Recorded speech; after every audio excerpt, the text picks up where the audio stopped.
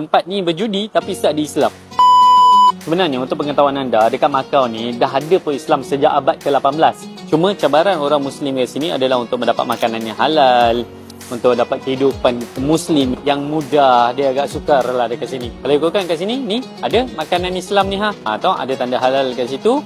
Dan kalau kat sini pun masjid, adalah satu masjid Macau Mosque and Cemetery, itulah the one and only masjid yang ada dekat Macau ni. Tapi kena faham, tempat ni berjudi tapi start di Islam.